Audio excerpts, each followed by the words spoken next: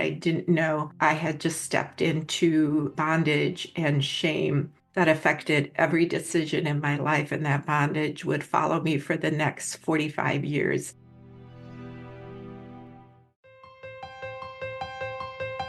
Welcome back to Straight Talk on Life Issues. I'm Victor Nieves, as always, joined by Brad Mattis, president of Life Issues Institute.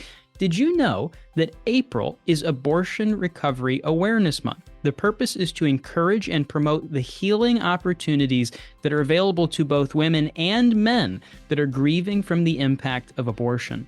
Well, and Victor, the government says that 1 in 4 women in the United States has an abortion by the time they reach age 45. This is a lot of women and men, mothers and fathers, who have chosen abortion and are struggling to deal with it in the aftermath. And today's program is going to touch your heart because you will find out how you can help others and perhaps how you can find healing yourself.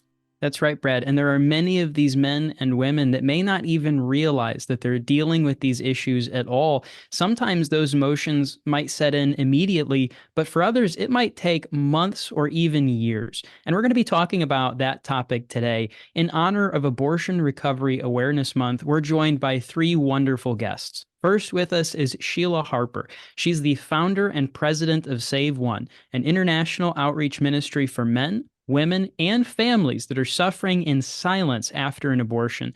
She holds a master's degree in biblical counseling and is the author of 10 different books that have been translated into a variety of languages. Save One, which was founded in 2000, currently has more than 300 chapters in 25 different countries. We're also joined by Beth Burris. She's a passionate advocate for women who are bound in shame. She wants them to experience freedom. This was born out of her own struggle with pain and shame after she finally surrendered following 45 years of suffering due to 2 teenage pregnancies, one of which ended in abortion.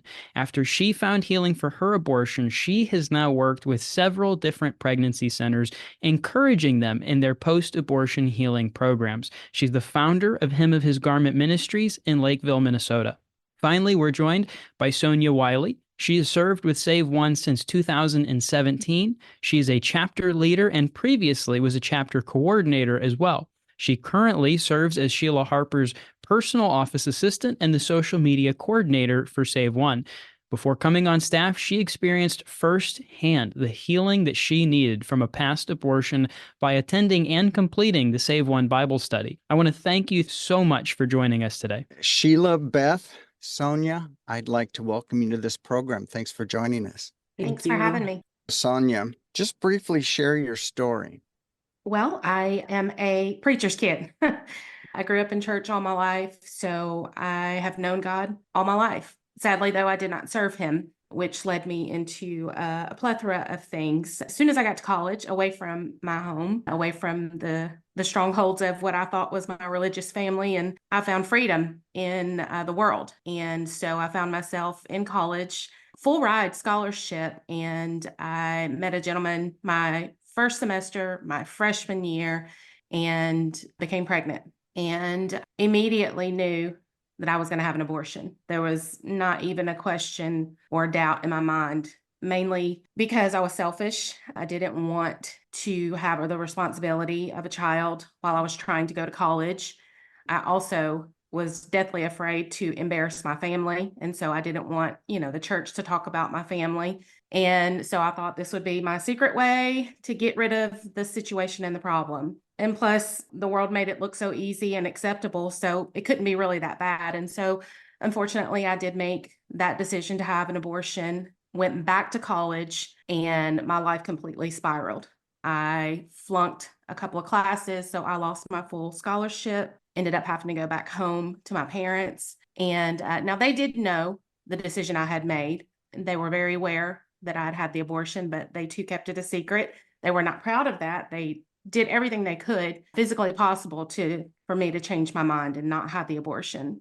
However, so when I came back home, I filled my life with nothing but what the world could offer me. Promiscuity, drugs. I attempted suicide a few times, and Nothing brought me pleasure. And so I just in and out of relationships. And at the age of 27, I met my second husband and we got married. We have a blended family. And because I grew up in the church, I used that as a crutch. I knew God forgave me, so I didn't have to talk about it. No one had to know what my past sins were. And so I just kind of tucked that sin in this little compartment box inside and left it there and thought I was fine because God forgives. Until one day, my dad invited someone from Save One to come and talk to us at our church. And as this lady stood on the stage telling a story, it was as if I was hearing my story. And I was broken, a mess on the front row because that's where all good pastors' kids sit. And anyway, as she spoke, all of the feelings that I thought I tucked inside and put away started resurfacing. And so reluctantly, I reached out to Sheila Harper and asked her about going through the Save One program. And it was there where I found my healing that I didn't even know that I necessarily needed. Sheila? Well, I was 19 years old and I had been raised very untraditionally, but someone always took me to church. So I felt like I knew right from wrong. But still, when I went to college, I met a guy that was fun and cute. And I thought, oh, I'll change him. It'll be great. And so I went out with him, and a year and a half into the relationship, I had moved out of my parents' home because they didn't want me to date him. I ended up pregnant. I mean, it was like my life just took a 180. And it wasn't all him. I was a willing participant. So I ended up pregnant, and I knew by now this was not the guy that I wanted to spend the rest of my life with, attached through a child. And so I went to my best friend and I told her I'm pregnant. What am I going to do? I was so distraught over it. And she said, oh, just have an abortion. It's no big deal. I had one when I was 15. And I remember thinking, oh, it's no big deal. Well, she had one and it's no big deal. And those words just stuck in my head. And I went to my boyfriend thinking he'll be happy that I've made this decision because we can just get right back on with life. And he begged me not to have the abortion. And I went through with it anyway. As the day approached, I kept justifying it because, here I am, 19 years old. The Supreme Court is much smarter than me. They know more. They wouldn't make a law that was bad for me. And so I just believed that. I believed that I could trust the government. At 19, you think those things. And so I went through with this on March 29th, 1985. I will never forget that date because it was by far the worst, most horrific mistake of my life. And I spent the next 7 years just hating myself. 2 weeks afterward, my boyfriend broke up with me. What I thought was just going to be going right back into the relationship, he completely broke up with me. He left me, and I knew exactly why. Beth? Well, I grew up in a small community in Minnesota where my father was a businessman. My mother was a stay-at-home mom, but they were very prominent in the community. For my mother, everything was about image. So no matter what we did, we had to portray this image that she thought would be acceptable to other people. When I was 16, I became pregnant, and that wasn't the image that they had in mind for the family. So I was immediately sent to foster care 2 hours away in Sioux Falls, South Dakota. I had chosen adoption for my child. I had signed all the papers. And on March 26th, I gave birth to a daughter, a little girl, who was born with a birth defect of hydrocephalus, meaning she had fluid on the brain. After about a week, I went back home to live with my parents. That pregnancy was never spoken of again. And then the following June of that same year, I received a letter from my social worker that my daughter had passed away, and they had held a small graveside funeral for her with my foster mother, my social worker, and their pastor in attendance. And I read that letter, and I immediately felt like I was the one that was responsible for her death. I was being punished for something, or I didn't do something correctly, or I did something I shouldn't have, therefore causing her death. And I ripped up that letter and I threw it away, and it was never spoken of again. 2 years later, in 1974, I'm now 18, and I became pregnant again. This time I was a different father. And I knew that I could not go to my parents with this news for fear of rejection. And I knew I couldn't tell the father of the baby for fear of rejection and manipulation. And abortion had become legal the year before. And so I thought that was the only option that I had. So I confided in a friend of mine and made the appointment. And she drove me to that appointment where I had the abortion. And I really remember very little about that day, other than it was the spring of 1974. And we drove home pretty much in silence. But at that moment, I felt a sense of relief that my problem had been taken care of and nobody would know, and I would just pick up with my life. However, what I didn't know, I had just stepped into bondage and shame that affected every decision in my life, and that bondage would follow me for the next 45 years with nobody knowing my secret, not even the father of that baby, who a few months later in the fall of that year, I did marry. Even though I knew it was dysfunctional, I married him trying to seek atonement, trying to make something a little right out of something that I knew was so wrong. Isn't it amazing how bad decisions pour onto other bad decisions? Yes, And instead of absolutely. the situation getting better, it just gets worse and worse and worse. That's right. Tell me about the way that you felt physically and mentally right after the abortion. Sonya? I was numb. I actually went back home with my parents.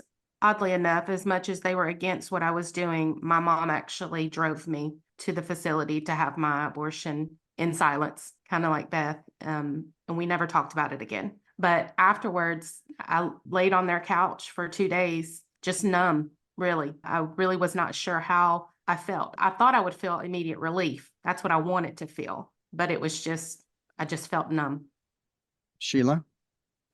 Right afterward, I remember that when they took me into the next room and laid me down on a beanbag chair as my recovery, I remember looking around the room at all the girls coming into that room and thinking, we just got rid of our worst problem, but why is no one happy? And I remember that question just taunting me, almost haunting me, because I could not pinpoint that was supposed to fix my problems and it didn't. And so I went home and honestly, I felt relieved for probably the first week, because all I could think about was, I'm not pregnant anymore. I thank God I'm not pregnant anymore.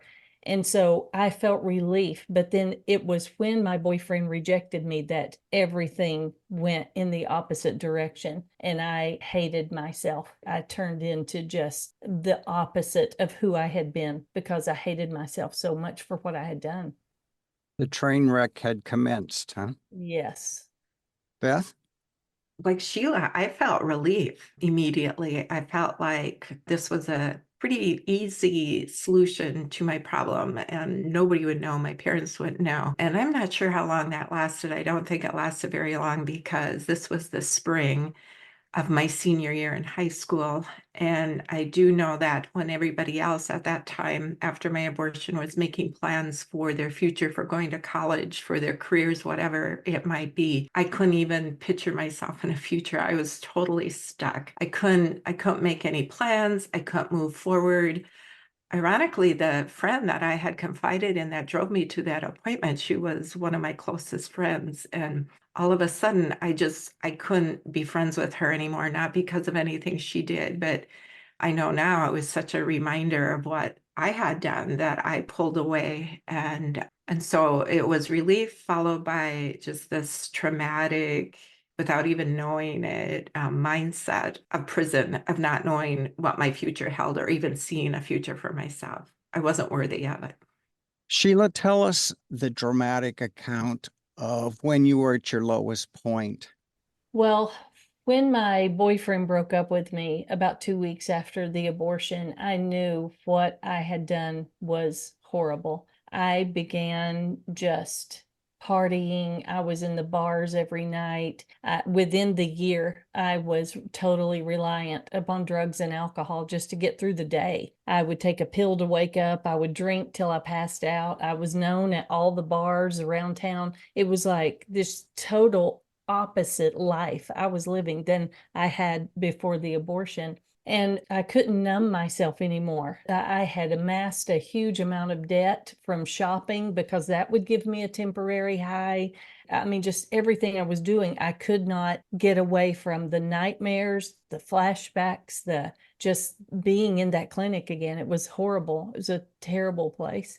And I decided I couldn't stand myself. So I thought, I've got to get out of here. I started thinking about my 30-year-old self and my 40-year-old self. Like, how am I going to carry this for decades? And thought was planted in my head, just take your own life. And the minute I thought that, I thought, oh, that's it. And it was almost like the answer, like a light bulb had gone off. And so I planned the day, I planned the method. I called all my family the night before because I knew the next day they would know why I called them. I made dinner for my roommate and her boyfriend. I never cooked. I still don't, but I never cooked back then. And so it was odd, but I knew that she would know the next day. And so I went to work the next day. I acted like I was sick. I knew that my roommate kept a gun in her nightstand drawer.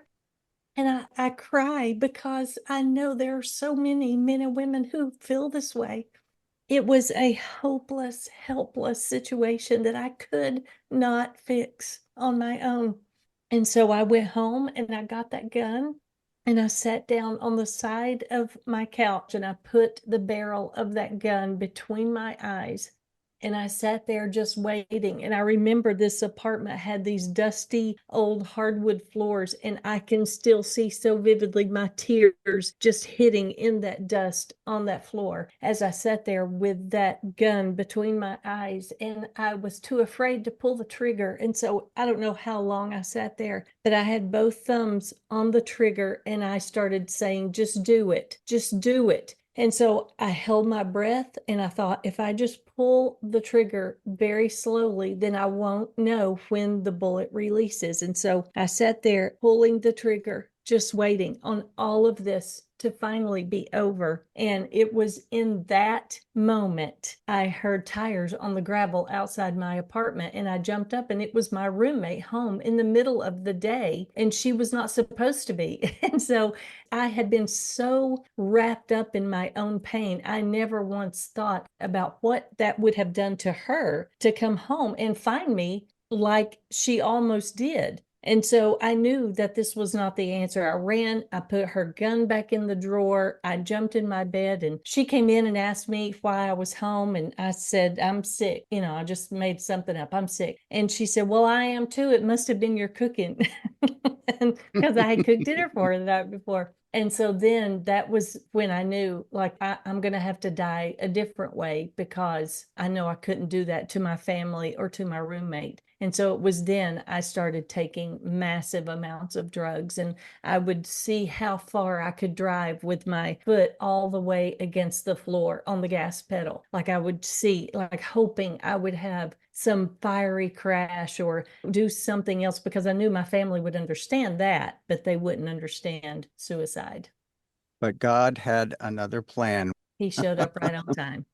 Sheila, what was your healing process like from that point forward? What was that process for you? A couple of years later, I met a man in a bar. I mean, there was nothing redeeming about our relationship at first. He seemed like a nice guy. I thought, there's no way he'll ever like me because I was so wild and just out there constantly. But I ended up finding out he was an alcoholic. He was a hot mess and I was a hot mess. And we just thought, we'll make one big hot mess and get married. You know, that it made the total sense back then. So we got married, and actually we just celebrated 35 years of marriage. And so it was by the grace of God we made it. But I took my whole family. We had 2 boys right away. I took my whole family on this roller coaster ride, and it was unbelievable all that happened to us. He never knew what he was going to come home to. He would come home to, I would be drunk and passed out, or I would be happy and cooking dinner. And finally, I was driving down the road one day and heard a commercial on the radio that said, if you're suffering after an abortion, we have a class for you. And it was put out by the local pregnancy center. And I remember thinking, there are others that are suffering, enough of us that they had to actually form a class. I was amazed. And so through many attempts, I went to this class, and I knew on the very first night it was different, because just like Sonya was talking about, they were telling my story. All the people in the class were talking about the suicide attempts, the suicidal thoughts, the drug use, the debt, the nightmares. I mean, like, they were talking about all of this stuff. And I knew at that moment, this was a big deal. This wasn't just no big deal like my friend had told me. It was a very big deal, and there was something to this. Beth, how about you? What was your healing experience like? Well, after marrying the father of the child I aborted, who never knew, we went on and had 2 more children, and trying to make up for the child that I had taken the life, for the 2 babies that I had actually lost by death. And it became extremely dysfunctional, and I became the poster child of codependency. And I just spent so much time trying to be a people pleaser.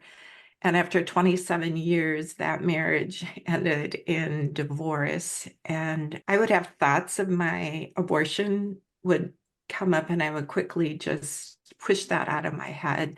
It was too painful to think about. 4 years later, I married my current husband. And in 2018, we moved to a different area because of a job change, and I didn't know anybody. We hadn't found a church yet, and I was extremely lonely. I was depressed, and I could no longer battle those thoughts of my abortion. And I had come to know the Lord as my Savior several years before that, and yet I never felt like His forgiveness would cover the sin of my abortion. In that year of 2018, I happened to be reading that the state of New York had legalized abortion to full term, and they celebrated that law by lighting the Empire State Building pink. And I remember I was just horrified. I didn't know what was worse, that you could take the life of your child at full term, or you would celebrate such a law. And I knew I couldn't stand on the sidelines any longer. And if you had asked me before that, I would have said I was pro-life, but I wouldn't talk about it. I wouldn't even think about it. It was too painful. And so I did what I had done so well all the years before with good works, and I contacted a local pregnancy center and wanted to volunteer there.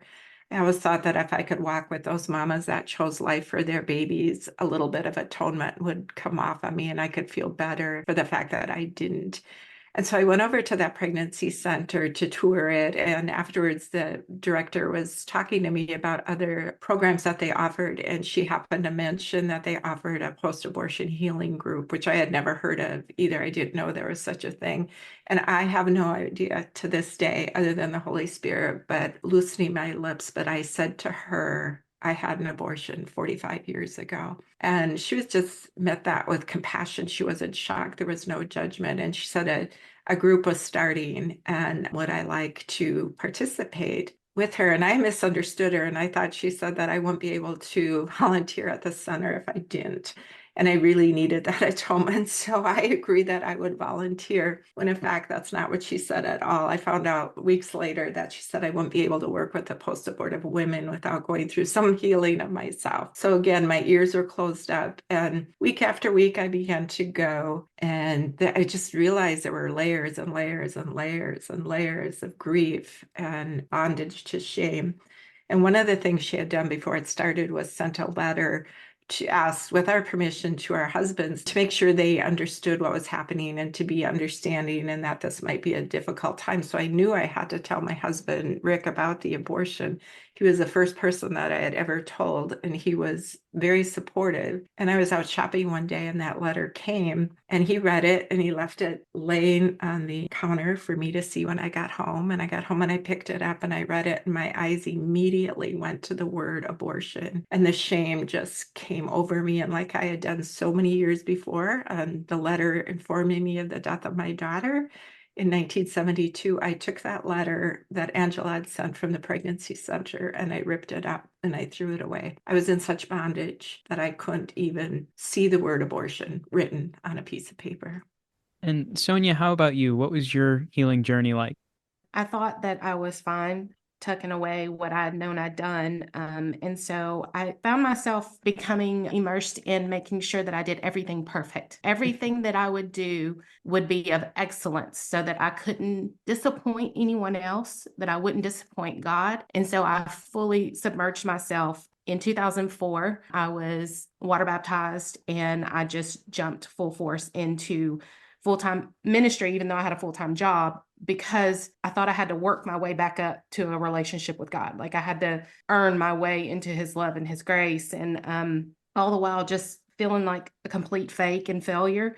But I didn't know how to express that. I didn't understand why I was feeling that way again until Save One stepped into my life. So it helped knowing, like Sheila mentioned before, that there were other people out there like me. When hearing someone else share their story, relate it so heavily to me, it made me almost like justifying how I've been feeling. It makes sense now. What she's saying on that stage is literally how I was feeling.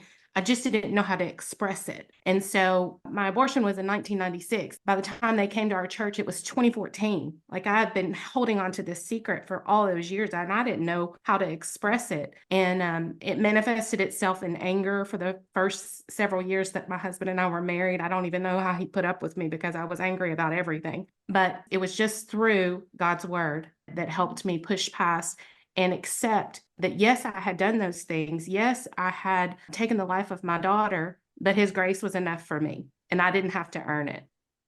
Well, the recovery process can be daunting and painful. What challenges did you face along the way during your journey to healing? Sheila?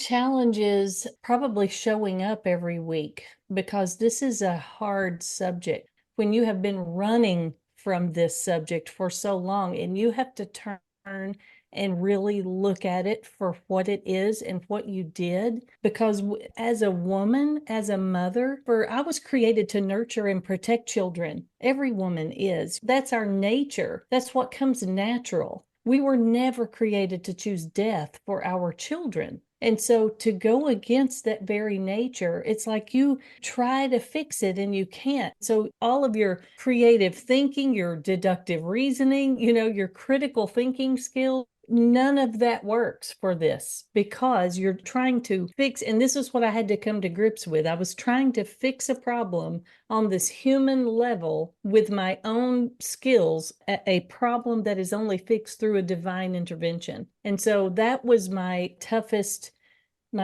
challenge, probably, is really looking at this for what it was, the ugliness, the gruesomeness, the horrible choice that I made, accepting it, realizing it, but knowing that I can release it and I can walk into this abundant life still. Like I can still do this. It's not too late for me. I can still walk into that abundant life that Jesus came to give me. And so that was probably the biggest challenge, is accepting that forgiveness for myself, letting myself up off the mat and saying, I can walk forward and have a life again. And it doesn't have to, everything I do doesn't have to go through the filter of that abortion.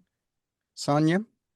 Yeah, so what the enemy is really good at is holding you bondage to shame. And so that was huge, huge for me. Is I was ashamed to let anyone know that I had had the abortion.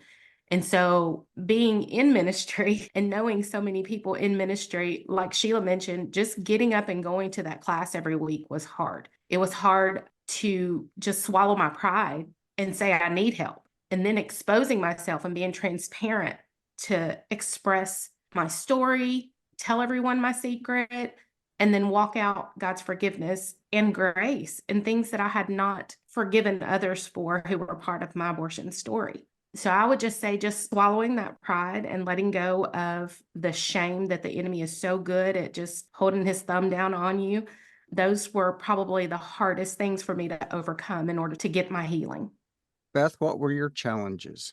Oh, I'd have to totally agree with Sonya. That first meeting I went to, and I was so afraid to go because this was something that I knew was going to be really, really painful because I hadn't looked at it for so many years. And I saw myself in such bondage. And we were asked to draw a picture of how we saw ourselves. And I remember I drew a picture of myself and my wrists were like tied like this. I was in such bondage. But week after week, I would go back, I'd make myself go back, and we would hit another layer. And I had so many layers of pain and bondage that I wasn't even aware of it. And one particular day in my own reading time, I was reading my Bible. I was reading about Jesus raising Lazarus from the dead. And this time, as I read it, it wasn't the miracle itself, but it was Jesus asking the spectators to participate in that miracle by removing the grave cloths. And it's just like a light came on, and I realized that that's what the facilitator of the class was doing. And she was removing my grave cloths. And every week I would go back and another grave cloth would be removed and another grave cloth would be removed.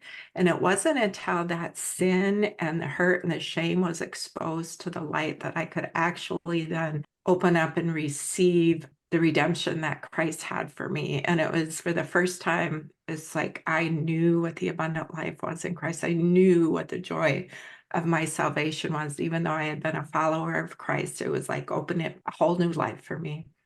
You know, it's often said that what doesn't kill you will make you stronger. Did you feel like you were going to survive this journey to healing, Sheila?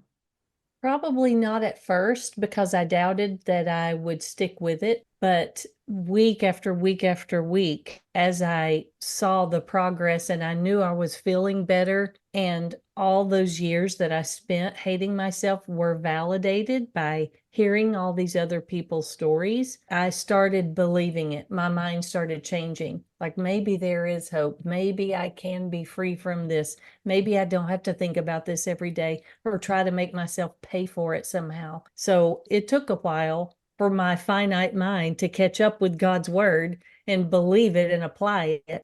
How about you, Sonya?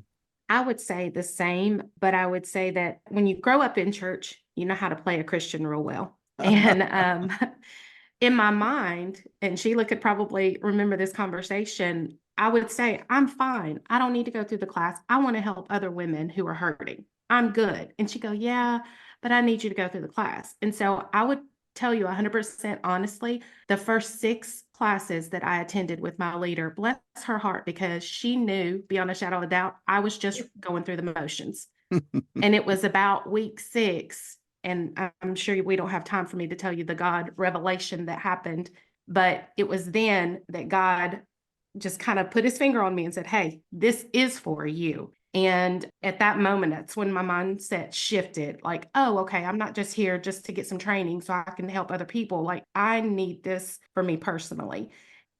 How about you, Beth?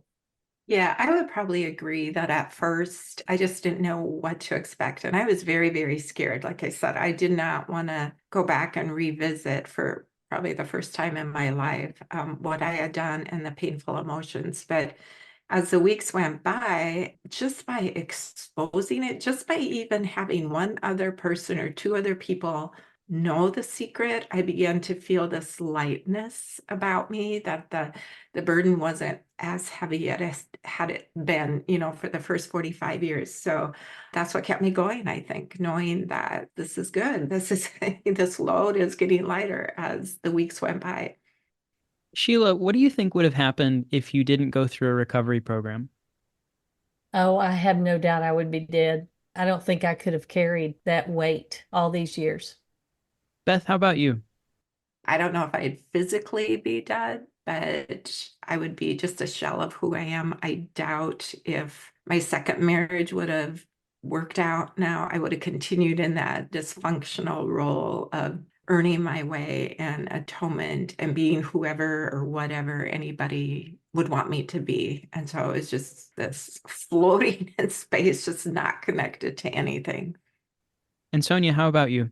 Yeah, same. I just ditto to both of them. Again, I don't think I would, like Beth said, I don't know that I'd be physically dead, but I would be a shell of a person. My husband would be able to tell you that there was a distinct change in who I was before my recovery and then after. You know, Beth, you said that you felt like you were having to earn your way. And the other 2 of you, I'm sure, felt the same way. But what a burden to bear. I want our listeners to stop and contemplate that for a moment, that here you are under the burden of killing your own child. Satan is whispering into your ears every day and having to hold up under that. I just can't imagine what that's like. You'll have to forgive me. I always get emotional when I think about that pain. it is just so difficult to bear. So I admire you so much, and other women and men, mothers and fathers who have borne up through that pain. I remember one particular Sunday actually getting ready to go to church, and we were so involved in church and everything. And I looked at my husband and I said, I can't go today. And he's like, why not? And I'm like, I cannot get on stage one more time. He had no idea what I was talking about, but my entire life had become a performance of what other people expected of me, or trying to hide that they would never find out who I really was.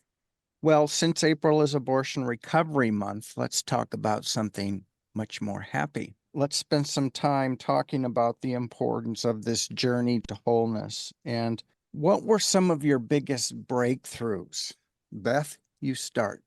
The biggest breakthrough is knowing that Christ loved me there. He knew me. He was there during the abortion, and there was no rejection. There was nothing that I could have ever done in the past to have him love me more, or anything I could do in the future to have me love me more. That was a huge breakthrough. And learning that exposing that sin to the light is where healing comes. The enemy would want us to keep it hidden, and exposing that in Revelations 12. I mean, it talks about how it says, by the blood of the Lamb and the word of our testimony will overcome the enemy. And so I'm just knowing that exposing it, that was huge for me. What I was so afraid of doing was actually the gateway to healing. Sonya? Yeah, so my breakthrough moment, I mentioned briefly earlier that it happened around chapter 6, and I'll try to be brief, but because I was just walking through the motions of going through this recovery, because that was the only way Sheila was going to let me lead Save One classes, is if I went through it. Ironically, the short story is that my facilitator made a comment about a particular gentleman's name, and when she said his name, like my eyes just got wide. And I went home that night, but she was asking us to pray for this gentleman. And I went home that night and I rummaged through every photo I could find from that time frame in my life. And I found a picture of the father of my aborted baby. And I texted to my facilitator. I said, is this the man that you asked us to pray for tonight? And her reply back to me was, yes. And it was in that moment, okay, God, you see me. I see you.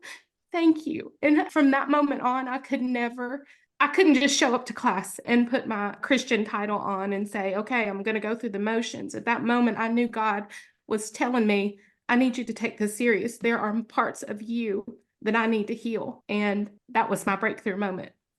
That's a tough one to follow, Sheila, but I know, right? I love that story. It never gets old. But probably my biggest breakthrough was at the beginning, when I had spent all of those years trying to reconcile my friends saying this was no big deal and trusting the Supreme Court. I was still trying to believe this was supposed to be no big deal. And I trusted the government to not make a law that would hurt me. And to get into that class and see that this was really a thing, that I was thinking I was lied to. It made me angry, but it also made me justified and validated that this was a big deal. I didn't have to try to reconcile that in my mind anymore. I could accept that this was a big deal. It was very wrong what I did, and this is why I'm suffering. So to put all of those pieces together finally was such a breakthrough for me, because it was like that last hurdle that I had to get over before I could step into any type of healing. Sheila, I have a question. How can churches get involved? Well, let me tell you, I feel like churches can get involved by not only helping the abortion wounded, but recognizing that this is a spiritual battle. It's not a political one. At the same time, we can't opt out of the political process. We should be the loudest voice in Washington, but we have put all our eggs, I feel like, in that one basket, and we're fighting this fight in the wrong arena. We've got to pull it back into the church and realize that this is a spiritual issue, and that there are people sitting in our churches everywhere, men, women, families, loved ones that have been deeply impacted by this issue, but we're not talking about it in church because we believe it's a political issue, and it's not. And so when the church starts talking about it, my husband and I see it every week. When the church starts talking about it, the people come forward and they're like, yes, not necessarily forward to an altar or anything like that. But when you offer abortion recovery, when you offer this topic from the pulpit, people are able to say, that was me, and I can come here and deal with this really tough subject. And one by one, I feel like as churches rise up and realize they can do something about this issue, this is the compassionate response to this issue, not the divisive and judgmental or condemning response, but let's offer hope and healing to those who are wounded by offering abortion recovery. Then we raise this army of truth tellers like you've seen here today with Sonya and Beth, but we raise this army of truth tellers who are no longer willing to be silent, but will go on radio shows like this and TV shows and stand on stages and tell their story and tell the truth, because that's what sets people free and that's what people want to hear. I couldn't possibly agree more. Beth, do you have anything you would add to that? I just really feel like the church has done a really good job about talking about the babies as victims of abortion, but to have them begin to see that they're not the only victims, to start talking about this within the church, because like Sheila said, the men and the women in the church, there's many that have also walked this path and feel like they cannot let anyone know. And it's just educating them and letting them know that God's grace is deep enough to cover this sin. I think in the church or pro-life people, they don't know really always what to do with us because they've looked at the babies for so long and now they see us in our stories and it kind of throws them. They're like, oh, you're the enemy. No, you're not the enemy. So our voice is so important to me. And I've heard Sheila say it, but to me, this is the way of combating or coming against the enemy in the abortion issue. This is how things will be changed. Even though we keep voting and all of that, this is how change is going to be done, through the voices of those who have suffered. And Sonya, would you have anything to add to that? I would say yes. Many years went by. Like I said, I was 27 before I heard the word abortion even mentioned in my church. And it was life transformational for me. And I don't want to keep that, like we've said before, like I don't want to keep that here in my basket. I want to be able to take it out and share it to others. And so that's what I need our churches. I want our churches to grasp a hold, is that we can talk about tough issues. We do it with every other quote unquote sin that happens in the world. Quiet the voices of those who have suffered through abortion. So I say, yes, it needs to be heard. It was sad for me to reflect back and think that by the age of 27, I had never heard anyone in my church talk about anyone suffering from an abortion. And so it's important. See, and that's what Satan wants to do. He wants to isolate you, to think that you're the only one on the face of God's green earth that is going through this. Is there anything that the average person listening to this program can do to help? Well, I'll jump in here. I think what an average person could do, I mean, there's people that are listening that are thinking, well, my life hasn't been affected by abortion, but I promise you, it has. We can't have 65 million abortions, just those that have been counted during the tenure of Roe, that we can't think that all of us aren't missing someone from our life that was supposed to be here. So we have all been affected by this issue.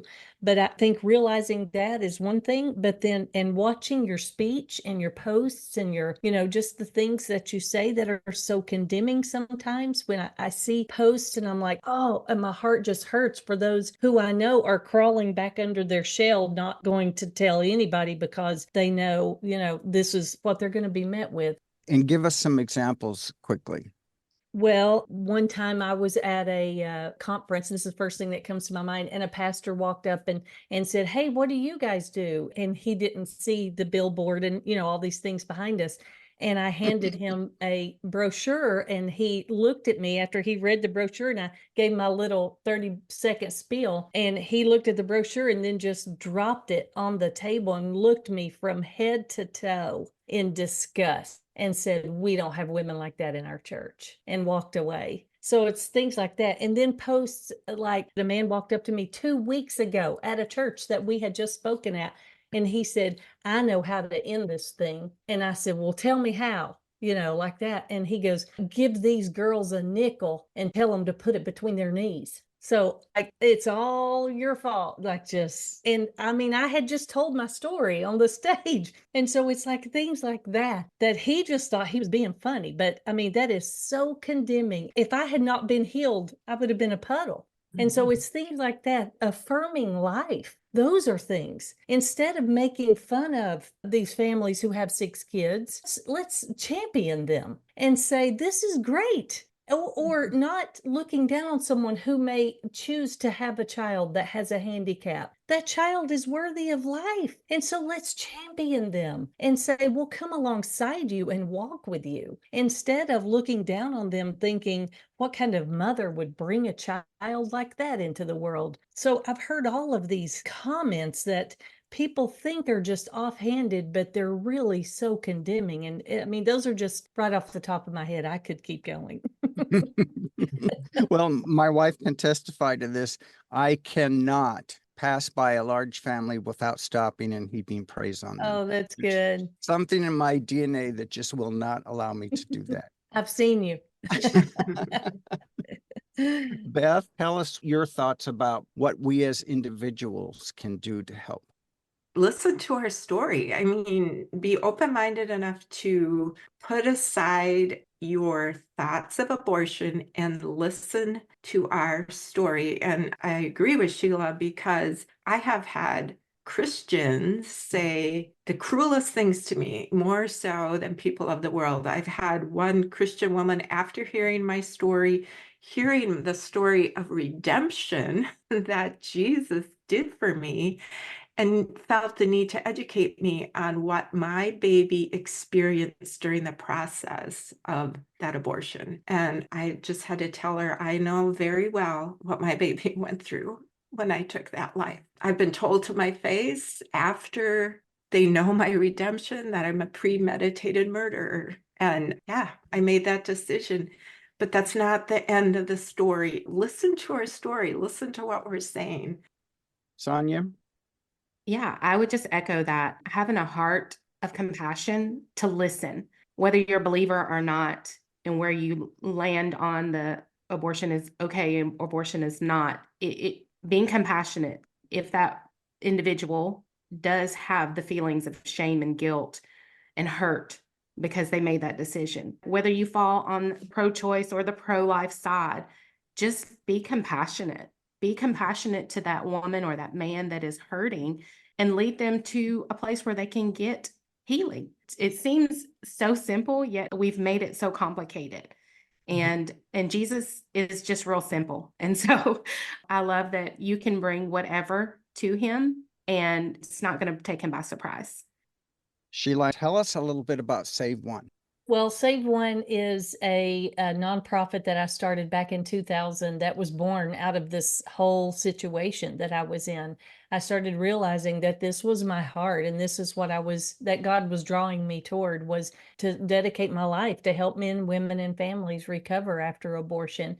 And so I started this nonprofit in 2000. I thought it was just going to be for my church here in Nashville, Tennessee. And we were only helping women until men started asking to go through the women's Bible study. And then I realized God was trying to get my attention that this is not just a woman's issue. And so Jack and I collaborated and wrote the men's study. And then we started having grandparents and siblings of aborted children want to go through the class. And I wrote a third Bible study called The Ripple Effect. Now, all 3 of those Bible studies mirror each other. So it's easy to hold one abortion recovery class in your church or at your pregnancy center and invite anyone who is abortion wounded, because we just believe that healing the whole family is so much better than just focusing on the mom. So we started this in 2000, and we were rocking and rolling through, across Tennessee, and we started collaborating with other churches and helping people start the class. And then it just kind of started growing and growing, and we just started walking through the next door and the next door until now, 24 years later, we have 400 chapters in 28 nations around the world. And our books have been translated into 25 different languages, and it's just been phenomenal. But it just shows you the need. Jack and I are not some marketing geniuses that have made this so big, this organization, but rather the need is so great. You don't grow to that size manufacturing anything. We could not make this stuff up, these stories that we hear. So people see it and they want it. And we just are a strong believer that this is the greatest deterrent to abortion that we have, are the stories of the people, the truth coming out. As your organization began to grow, I began to bump into you in different countries as we were speaking at the same event. It was wonderful. I just want to underscore the importance of helping men. I use your Save One program for counseling men, and it has been such an honor and privilege to walk with them through that healing process. As you're just a bystander, a vessel, if you will, watching the Holy Spirit does his work. It's just amazing. I'd like to ask all of you, before we end this marathon, what would you say to a woman to woman, who is contemplating abortion? Beth?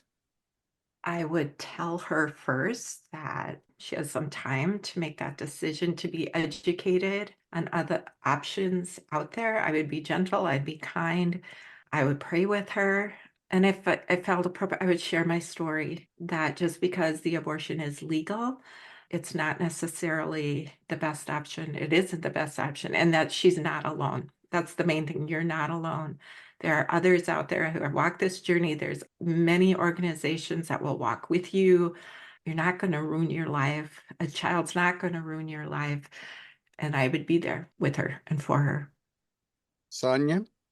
Yeah, I would do the same. Just be compassionate, be friendly, be understanding to their situation. Everybody's circumstances are their own unique circumstances. And so you want to be tender to that moment and share your story of what abortion has done to you personally, and pray that the Lord uses some of your story to help their heart change, and pointing them to resources that are available to them. There's way too many pregnancy centers around this world for us to constantly just go back to the only decision is to have an abortion. And so again, just be compassionate, be friendly, tell my story, and offer them resources. Sheila, I'd like to ask you to speak specifically to one woman, as if you're sitting across the table from her. I would listen to her, and then this was not the easy road that I thought it was going to be. This was not at all as it was represented to me. I felt as though I couldn't make any other choice because I was in this predicament, but really I was only in that moment of my life. At 19, I wasn't thinking about the fact that I ended the entire bloodline that my daughter was going to bring behind her. You have to think about the whole big picture. How is this going to affect your life? Is this a story you will be proud to tell your grandchildren? Is this a story you can carry throughout your life? Do you want this child's life to always be shrouded in shame, or do you want it to be championed? And so you have to think about the whole big picture and not just this moment in time, because it's hard to think past this moment right here. But then I would tell her that I wouldn't try to overcome every response, but I would listen with compassion and tell her that I love you regardless of what happens. You're not dead to me if you choose abortion. I will walk with you, but I just want you to know every option, because there are far more options than what you're being told, or if you're being coerced, that you don't have to do this. There are other things that we can do together. Beth, I've always wanted to ask a person in your position, where the abortion was so long ago and you carried that burden for so long. Do you now draw a line in the sand of before and after healing? How do you look at your life in total now? I've never thought of it that way, but there is their before healing life, which was way different than it is now after healing life. But to know that that before healing life was never wasted by God, and that he has used it and he continues to use it. I think that's one of the most encouraging things as a believer, that our sin isn't wasted, that God takes that and uses that very horrible, awful decision and uses it into something beautiful. So that's part of the story. And so there was a time I don't like my story. No, I wish my story was different. I don't like it. But to see how God has used that and the compassion and just wanting other women to find that hope, the journey's been worth it. Yes. And seeing how God takes the ashes of our lives and makes such beauty grow out of those ashes. And we're seeing that as Yes. living proof of the three of you. So thank you so much for joining us today. We deeply appreciate it. Thanks It's for been our having us. pleasure. Yeah. Thank you.